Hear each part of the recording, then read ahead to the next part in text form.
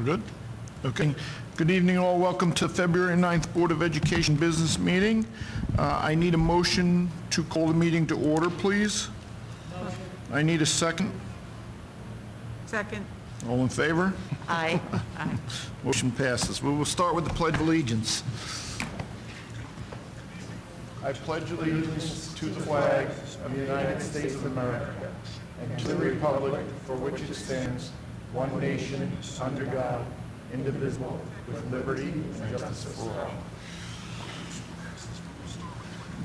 Okay, for anybody who's not aware of the emergency exits, we have them to the rears and both to the rears and through the kitchen. You must make a run for it. I need a motion for the approval of order of agenda, please. Motion? I need a second. Second. All in favor? Aye. Aye. Motion passes. Christine, you want to do the clerk's report? For the approval of minutes, be it resolved that the Board of Education accepts minutes of the business meeting held January 12th, 2021. I need a motion. Motion. I need a second. Second. All in favor? Aye. Aye. Motion passes. Public comment speakers will be recognized who wish to address the board on agenda items only. I don't think we have it. You guys want to wish? No? You good? All right. All right, then we will move right to the students of the month. Okay. Tonight we have with us Emma Schultheis in 6th grade. Our elementary student of the month is Tessa Mendez Areola. She is at home tonight, and our high school student of the month is Stephen Sutton, and he's across the hall at our first basketball game, our first athletic event inside since March of 2020. So we've got three amazing young people who are recognizing for Student of the Month, and as soon as I'm done introducing Emma, and proud mom and dad are here, we're going to celebrate Emma, then we're going to cut to a pre-recorded video of each of our Students of the Month. So those people who are watching at home will have the opportunity to meet all of our Students of the Month. And mom and dad, we're going to give you the link too so you can send it around to family and celebrate Emma's amazing accomplishment. I just want to share some words that Mr. Shug and Emma's teachers in the 6th grade had to say about this Big Ten Student of the Month. What a pleasure it has been to have Emma in class. She is such a self-driven young lady. Whenever she finishes her class assignments, she takes out something else that needs to be done. She works extremely well on all of her assessments and classwork and has earned presidential honors for the first quarter and projected to earn them again for the second marking period as well. So Emma and Mr. Shug had the opportunity to meet last week. Her favorite subject is social studies because she enjoys learning about the past and about other countries and cultures. She's particularly enjoyed the unit on gods and myths and researching for her project about Poseidon. When Mr. Shug asked Emma to tell him more about what it's been like for her to learn remotely and in person, she shared last spring she enjoyed seeing her friends and her teacher, Mrs. Conti, on Google Meets. Beyond the school day and the school year, Emma enjoys the beach and surfing with her friends and her family. So a real bayman, right? A beach in the summertime. She's referred to surfing as a happy distraction. Emma's a dancer, which she has done since the age of 2, and that makes her happy because she gets to do it with her friends. She's a skilled dancer in the areas of modern, jazz, lyrical, ballet, and tap. Surfing and dancing are just 2 examples of positive and healthy self-care outlets that Emma enjoys. Emma's grown up reading the Junie B. Jones book series and Babysitter's Club with Mom and Grandma, and now she reads to her 2 little sisters. What a good, strong role model Emma is. While Emma's certainly in no rush to finish 6th grade or the middle school, she's interested in the possibility of attending Marist College and has an interest in studying marine biology, ocean and bay life, and working to solve the problem of pollution in our water. So Emma's going to be a life changer for our community out on the East End. She gave Mr. Shug some great advice on how to succeed in middle school. Study a lot, do your homework, and pay attention in class. And of equal importance, find good friends and treat others like you'd like to treat how others like you would treat your own family. Congratulations to you, Emma. I know everyone in this room, and especially Mom and Dad, are extremely proud of you. We're we're proud of the future that you're building for yourself too at Hampton Bays Middle School. Ladies and gentlemen, Emma Schulteis.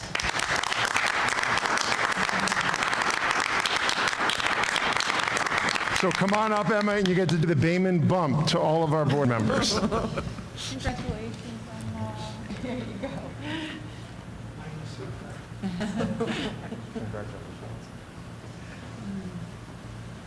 Congratulations, Emma.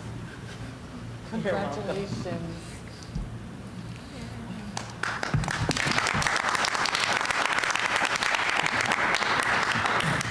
All right, we're going to release you guys to go home. Hang that plaque up on the wall. Congratulations, we're very proud of you. Yes. Keep up the good work. Congratulations.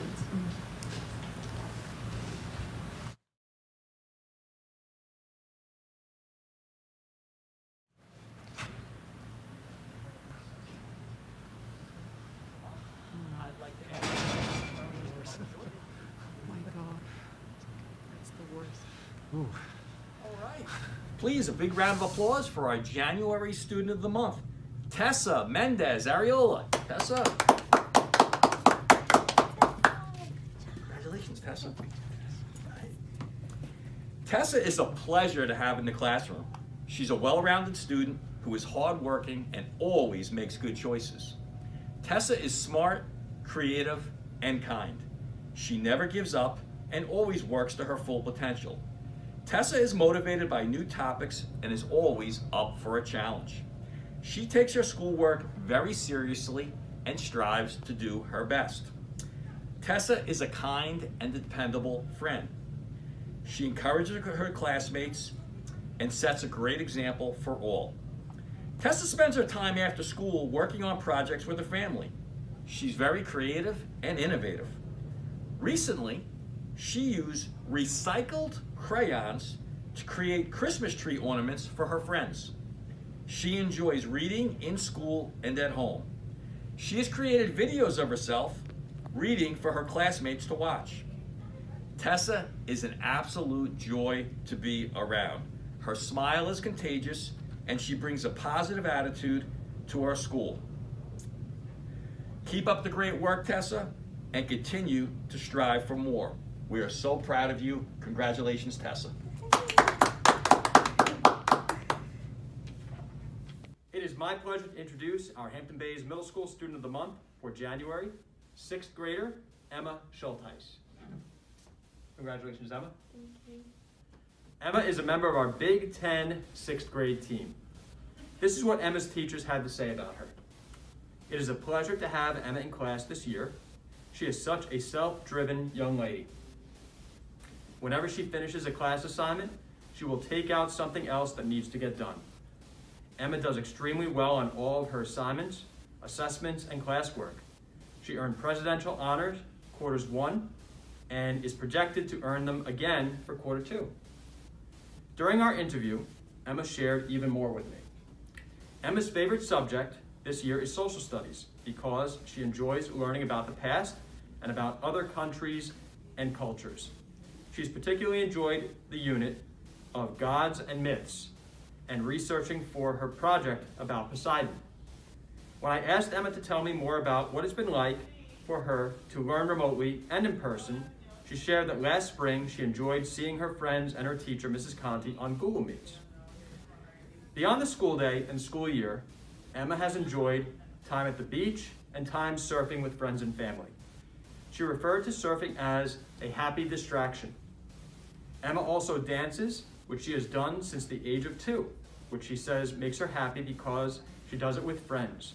Emma is skilled in the areas of modern, jazz, lyrical, ballet, and tap dancing. Surfing and dancing are 2 examples of positive and healthy self-care outlets for her.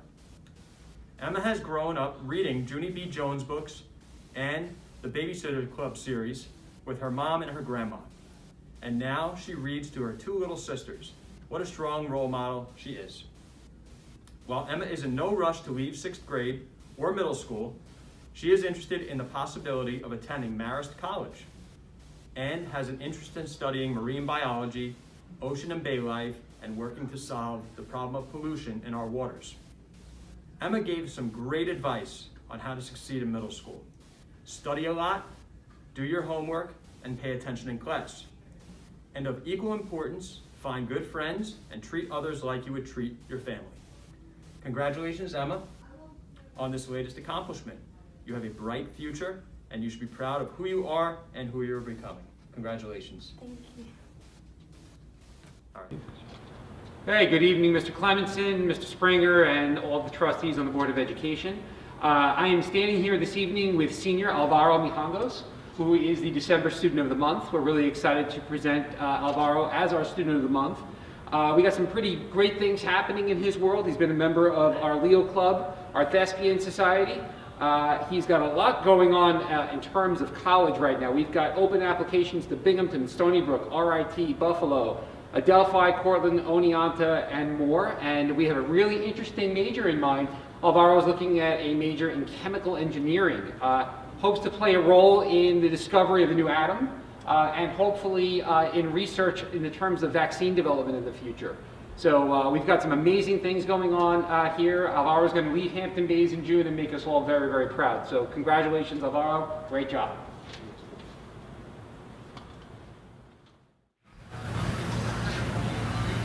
All right, good evening again. I am standing here with the High School Student of the Month for the month of January, Stephen Sutton. Stephen is a junior here at Hampton Bays, and he's got some pretty special things going on in his day in life. First and foremost, I want to announce that he is really excited for the start of the basketball season. He's expressed that several times, and that's going to be important for him because Stephen is looking forward to a career in education, most notably physical education. So we're focusing on a number of colleges that are going to afford him opportunities in that area. Stephen is a three-sport athlete. He participates in football, basketball, and I would argue his most favorite, lacrosse, which is a major part of his life. In addition to being an athlete, Stephen is a scholar. So amongst a very, very dense AP schedule, Stephen is also in our AP research program. So he will be amongst the very first students in Hampton Bays to be eligible for a capstone diploma. So again, very deserving of this honor. We are very, very proud of Stephen. On a personal note, he's in my advisory, so we get to spend a lot of time together. He is a model of good character, and it literally shows every student in Hampton Bays how it's supposed to be done, both on the athletic field, on the court, and in the classroom. Very, very proud of Stephen. Congratulations. Thank you. Power up. Thank you, Mr. Springer, Mr. Clemenson, Places. and board members. Big night tonight. Sorry. Do we have the Presidential Scholar one too? No? Okay.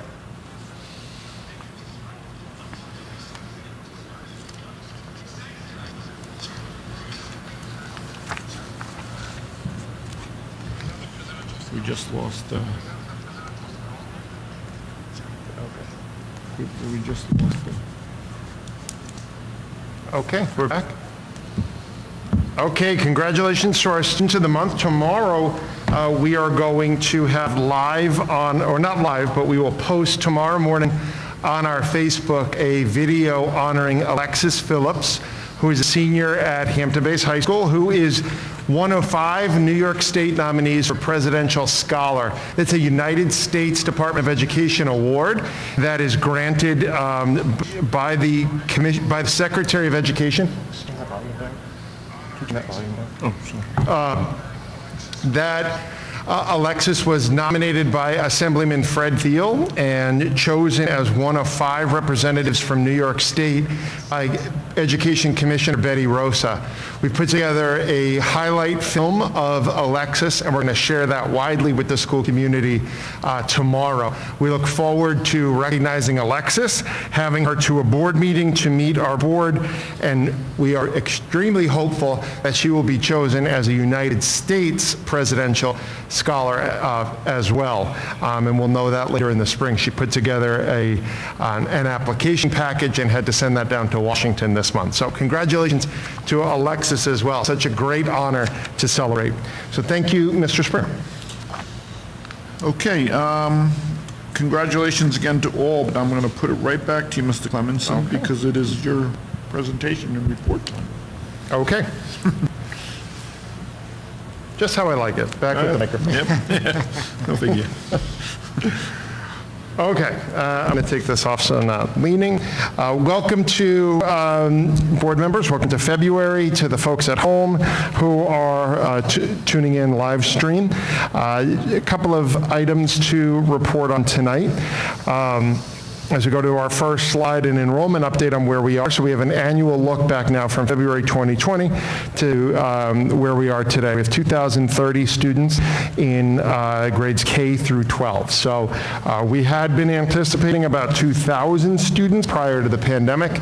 Our enrollment projections have been really within just 1%. Less than 1%, so accurate predictions through the years that we've been doing these projections. So 2,030 students, right where we thought we would be. It's negligible to be between 2,000 and 2,030 when you spread that over 13 grades. So this will be a standing slide on our monthly reports so that you have a sense of where we are and how our projections are going. I bring up the slide that we first created in July, on Friday, July 31st, as we submitted our plan to the Education Department on our phased reopening. We refer to this as a responsive and managed reopening that focuses on student wellness, community health, and decision-making that's based in data and science. So we've been living in phase 3 since the beginning of October. Phase 3 is that period of time where we continue to open and close the valve as circumstances allow to increase capacity for in-person instruction. We turn the valve lower when there are larger groups quarantining, and we might switch to remote. We turn the valve lower if some of our bus drivers are quarantined, as we saw in January. We ran an 8-bus route middle school with 4 buses. We did it, we sent the buses in, sent them back out again to go get the other students, and we're able to do so with tremendous efficiency and flexibility, of course, from our families. So we continue to live in phase 3. We continue to ask every day, what more can we do? Can we bring more students back who want to come back? We do have a considerable number of kids who are in on fully remote learning and doing well there. So I bring this back up to just remind us of where we are. Phase 3 is about expanding. You'll remember in November we brought both pre-Ks back. In December we brought 70 high school students on remote Mondays. In January, middle school students got into their remote Mondays, became live extra help. And then in February we transition away from remote Mondays. So we don't have remote Mondays anymore as they were. February 1st was our plan to bring grades 9 through 12 back. That was pushed to Monday, February 8th because of the snow on the 1st, unfortunately. But this week we had our purple cohort in for 3 days of the week as opposed to 2. February 22nd, the middle school will, so our next Monday that we're in school together, will transition away from remote Mondays in the middle school for 7th and 8th grade. So that will be our white cohort students will start coming in on February 22nd. Then the following Monday, the white cohort again, and then purple, purple, white, white, purple, purple, white, white. So that kids on Mondays get that A-day, B-day schedule. In addition, on Monday, February 22nd in 7th and 8th grade, we will bring back special education and ENL students beginning 5 days a week on February 22nd. So that is our next step in increasing capacity. So removing remote Mondays, bringing in special education and ENL students. That's an increase of capacity of another 55 kids. What do we do tomorrow? We say, okay, what's the next thing we can do? So we make a decision, and then we start looking for the next group of kids that can come back more fully and more consistently. One thing that we continue to be concerned about as we measure our reopening, that the UK variant has the CDC concern. They reported yesterday, February 8th, that a second surge is possible in March. So as much as we'd like to swing the doors open and bring everybody back at this time, the Department of Health at the New York State level, CDC, which is the national, and the Suffolk County Department of Health all maintain that 6 feet of social distance still is the rule we need to be following. So it's one that we take that literally. Our rooms are built with 6 by 6 square foot spaces for our kids, and the capacities are determined mathematically. And that's how we proceed. So as we get into the spring months, March will be a year that we're living with this, and the weather will start to get warmer, the windows will open. Hopefully, I'm going to show you a slide in a moment, hopefully our numbers continue to go down, and let us keep pushing the gas pedal to bring more kids back in as we get into the rest of the third market period and the fourth. Winter athletics has begun, so Section 11 currently has basketball, wrestling, competitive cheer, and track and field. We are doing weekly testing for higher risk sports, basketball, wrestling, and competitive cheer. It is 88 tests a week that we conduct with our remarkable school nursing team. We do that on Thursdays and Fridays. They'll come in next week over winter break, and they'll get all the teams done in one morning together. So our nurses are extremely dedicated to doing this correctly and doing this well. We will bring an intramural basketball program in 5th and 6th and 7th and 8th grade as well, just to get kids active again, to get kids engaged and just in 10-session increments, giving them something to do after school. So we're getting there. We're moving in the right direction, one step forward, the next step forward, and then before you know it, this is behind us and we're running again. Co-curricular activities are restarting. Some are virtual, some will be in person. We have a very socially distanced drama underway at the high school, 12 Angry Men. Although Ms. Perez, our director, told us that the cast is more female heavy, so we might be just calling it 12 Angry Jurors, since it's a mixture, but it's the classic play, 12 Angry Men. And with only 12 people on stage, you can certainly social distance. So we can do these things safely. So excited to have kids back in their service organizations and their interest groups and doing the things that they love to do. So a COVID case update, we've had 100, that's a typo on that first bullet there, we didn't have 157 in January. We have 153 cases cumulatively as of today. We had that was quarantines. We have 78 individuals on quarantine right now. We had 157 in January. So 73 seems like a lot, but comparatively speaking, it's like, that list is pretty manageable. We've had nearly 1,000 instances of quarantine since the school year began. That could be because a family traveled out of state. It could be because a student was a close contact of somebody. It could be a child who's been quarantined multiple times. But we've had almost 1,000 instances where we've had to quarantine. Our nurses and our administrative team manage that quarantine list because it could be anywhere from 14 days to 10 days to only 3 more days, depending on when we get the information. We have a calculus that goes on to determine the infectious window and how long people have to quarantine. Take a look at this slide, though. It's an important one because if it holds, it's going to tell a really good story, and we're going to know that in March. So in September, we had 0 cases. October, we had 8 cases, an average of about 0.2 cases per day. In November, we had an average of about a case a day. It was picking up. In December, about a case a day. In January, 2.5 cases a day. We had a sense that was going to happen with the holiday surge taking place and all of the holiday gatherings. We paid for that in January. In February, we're only 9 days in, but the average today is 1.3 cases per day. And Mr. Carlson did not have to report any positive cases today. We had no positive cases reported. If that holds, March will hopefully be a lower number than that, and it will show that we have done that mountain climb that Governor Cuomo mentions as well. So you could see that graphically, average daily rate, and then the cases by month broken down. COVID instruction, we have about a quarter of our kids learning fully remotely.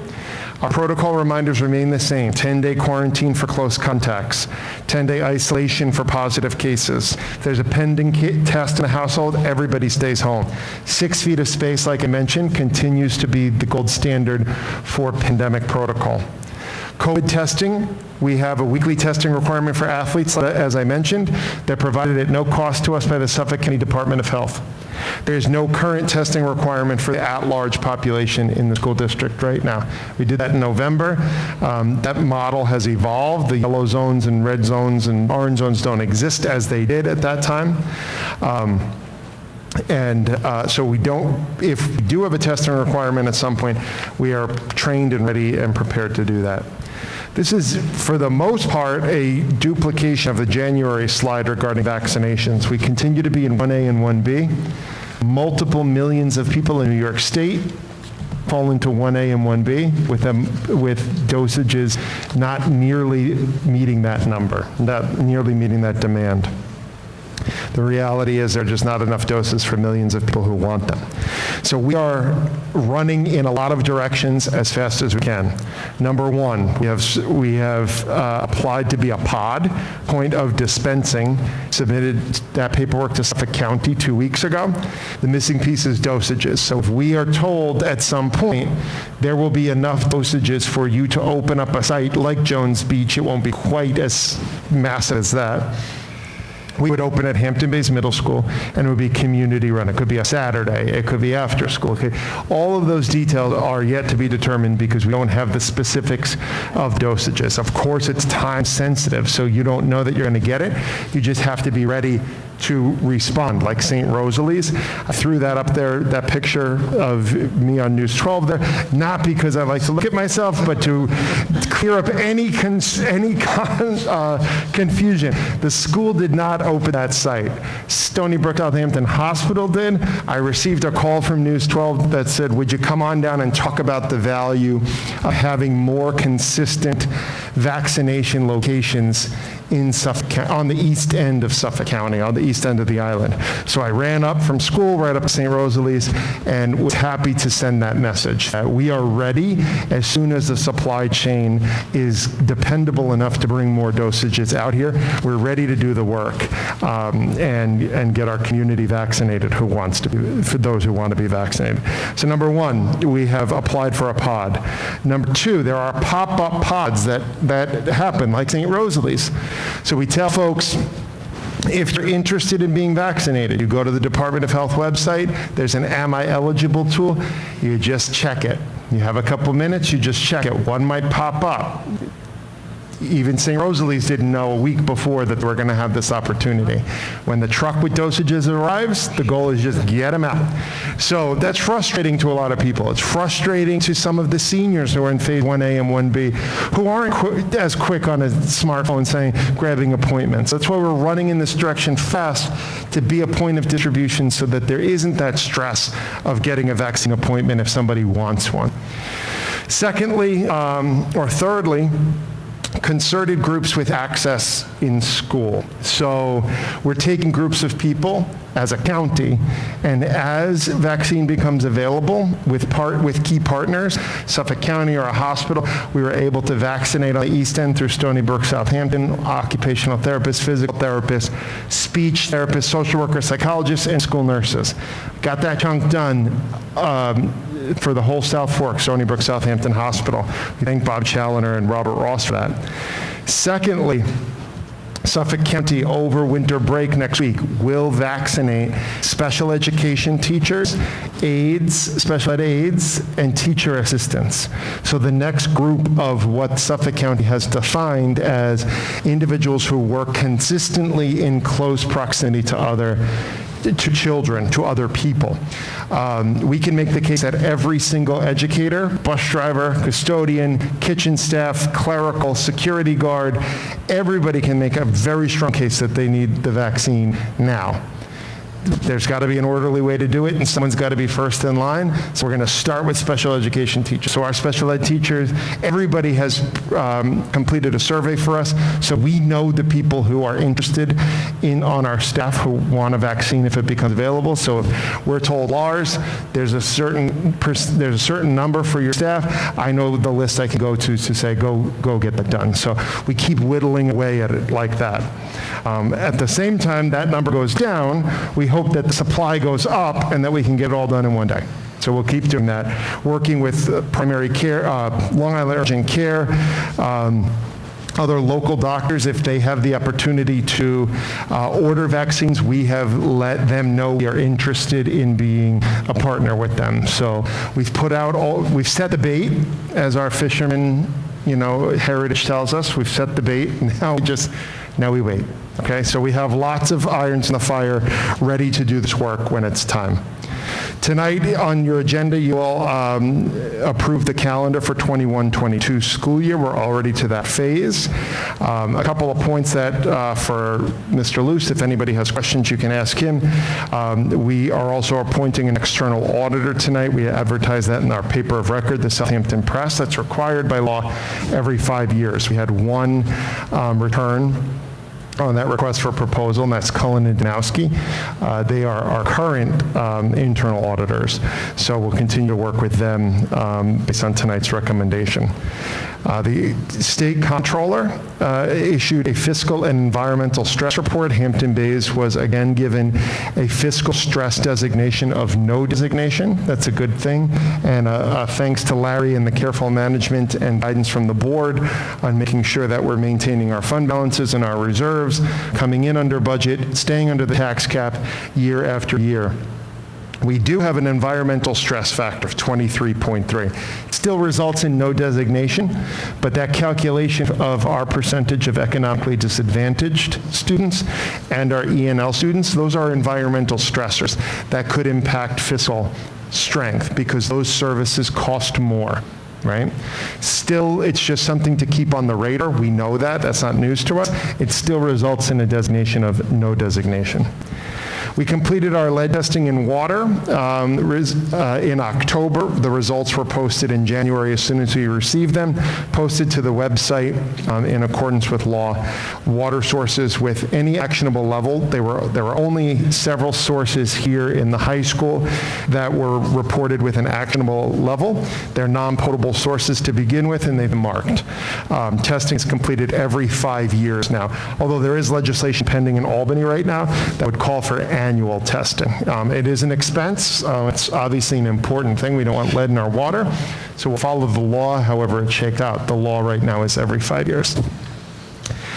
Good news in Larry's office. I heard him hooting and hollering down the hall earlier today because New York State signed an order, the Commissioner of Labor, signed by the Commission of Labor dating back to March 20th that unemployment claims would be handled by the New York State's general account, not the Hampton Bays unemployment account. So I heard him hooting and hollering. Lots of unemployment claims starting when the pandemic began, and because everything happened so quickly and businesses were closing and unemployment claims were skyrocketing, individuals who may work for the school district but have a second job and applied for unemployment, it happened so fast that in some cases, the second job's unemployment claim was tagged to a school district. So we were wading through piles of bills that were much more elevated than anything we'd seen in the past because of this. And we said, oh, well, Lars works a summer camp. Why? Maybe that's where he applies. Why are we paying Lars unemployment? We're not paying Lars unemployment, by the way. I didn't file anything. I don't work at a summer camp. I'm using myself as an example. It might have gotten tagged to the school. So we've been appealing those and going through those procedures.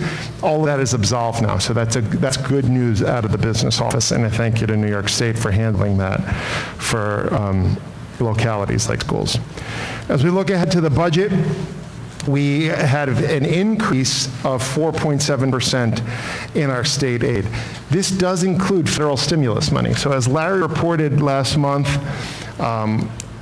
we don't feel so panicked about next year's school budget. We feel very concerned about what happens in the following year's school budget because our state aid number feels good right now. Shows an increase of $293,000, 4%. That feels good. We're still moving in the right direction. Every dollar that is spent that comes from state aid is a dollar that doesn't come from your tax levy. Next year, it is unclear whether or not the federal dollars continue. If the federal dollars don't continue, then that becomes a hole in state aid. The federal stimulus package that the Senate recently passed, that President Biden and Vice President Harris want to pursue, will provide money for to state and local governments. States will be given the option to use that over a 2 or 3 year period. It's unclear as to whether or not New York's budget projection will use all that stimulus money at first in this next budget or spread it out. So that remains to be seen. So we're not clicking our heels just yet, jumping, saying this is great news. Our budget, we're confident we're going to come in under the tax cap. We're going to maintain the programs for kids. Next year looks good. We are looking at the horizon. We are looking at the storm clouds on the horizon and being very careful to not make commitments or expenses that may not be sustainable in those years. Advocacy is going to be very important there as well as we make that argument.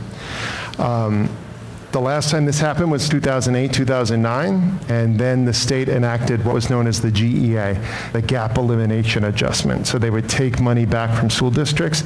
It took 10 years for New York State to dig out of that hole and to get our state aid funding back to what the formulas demanded prior to 2008. So we don't want to go down that road again. Our current calculation is a tax levy increase of 1.1%. With our state aid included, it would be a 1.5% budget increase. Right now, our current projections have us under the tax cap. So again, we feel that's the 21-22 school year is going to be, budget is going to be not a super painful process, which is nice. Key drivers in the budget, employee benefits, a slight increase. We're going to give you all of these numbers in our next budget presentation, but I'm just sort of laying the landscape out here. Debt service, a slight decrease. Special education will see a decrease because we have a number of students who are in out-of-district placements, which tend to be higher cost. They've aged out and graduated from the system, so those costs come off the table as well. We do expect some retirements, which result in a salary decrease as well. The unknown that's out there are COVID-19 costs. What will the requirements be to reopen school in September? I feel like we've seen the worst case scenario, knock on wood. So anything from the worst case scenario to being back to normal, we're trying to be agile enough for the budget to respond to those needs.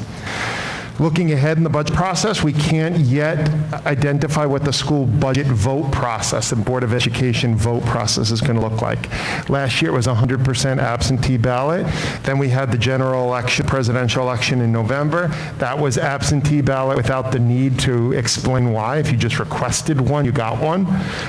Normally you have to say, I'm working, I'm out of town, I'm in the hospital. There's got to be a reason.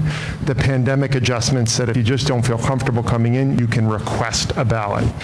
And then there was in person. We'll wait to see what Albany tells us to do. We'll be ready to do whatever it is. We just don't want to hear the Friday before the vote what we're supposed to do. That would stress Christine out. And tonight's Christine's birthday. So we don't want to do that. Happy birthday, Christine. We're in the process of finalizing departmental budgets. They'll be finalized this Friday, and then they kick over to district office where we work through those and make sure that there's no duplications and that the things that our faculty and staff need to do the job included in the budget. Staffing projections will be finalized by the end of February as well. And then you can see a number of legislative advocacy points there as the things that we need to focus on in talking to our legislators. Flexibility is key. It's short-sighted and tone-deaf to see a legislator on the street and say, hey, can we have more money? There's no more money. So as much as we'd like that, as much as they know that, when I talk to Assemblyman Thiel and Senator Palumbo, I don't say we need more money. I say we need flexibility in how we use our money. Flexibility in using our reserves, our rainy day funds, it's raining, and that flexibility is written into law or needs to be written into law. We want to make sure that the name of the game is flexibility and giving our business officials as much ability as possible to forecast budgets into the future so that long-term financial planning is just something that we can do with relative confidence. Obviously, there's variables that change every single year, but if we know, generally speaking, the ballpark that we're going to be in each year, we can make a commitment for our program that we know will be there 3, 4, 5, 10 years down the road. When you don't have that ability to see what years 2, 3, 5, and 10 might look like, to some degree, you're a little bit more nervous to start something because you don't want to then take it away from kids. So long-term financial planning and flexibility is key. Those are the advocacy messages that we send. And February and March are advocacy months. Lots of Zoom meetings with our elected officials. Save on mileage, not driving to Albany this month, but lots of Zoom meetings. So that is the extent of my report. If there are any questions, I'll be happy to take them. from the board. If there's anybody watching who has a question, just type it into the chat on YouTube there, and we'll answer that during public comment. Okay. All right, Okay, then we thank will you. move on to Mr. Lewis. Do you have a report tonight, sir? Covered it all? All right, in that case, we will move on to business and finance, and we will do a consent agenda from 4A to 4C. I need a motion. Motion? I need a second. Second. All in favor? Aye. Motion passes. 5A, I believe, is on its own, yes. Approval of the CSE services. I need a motion. Motion. I need a second. Second? All in favor? Aye. Aye. Motion passes. Yeah, wake some people up. We will do consent from 6A to 6M, unless there are any questions. No question. If not, then we need a motion. Motion? I need a second. Second. All in favor? Aye. Motion passes. All right, let's see. We'll do consent agenda 7A to 7C, unless there's any questions on that one. No question. Motion? Motion. Second? Second. All in favor? Aye. Okay. Public comment. Persons may address the Board of Education on any matters of interest or concern. The board president will recognize all speakers. Time limits may be imposed based upon agenda needs. Do we have anything? It doesn't look like it. We'll give it a second, see if anybody wants to type anything. Okay. We can do that.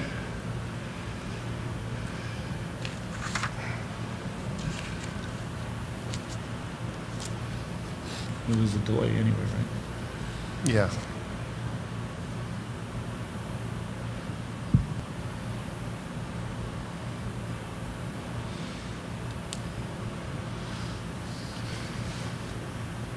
Okay, doesn't look like it. All right, with that being said, congratulations again to all of our students of the month and Alexis Phillips. I will need a motion to adjourn the meeting. Motion. I need a second. Second. All in favor? Aye. Motion passes, the meeting is adjourned. Thank you all and have a good night. Stay safe.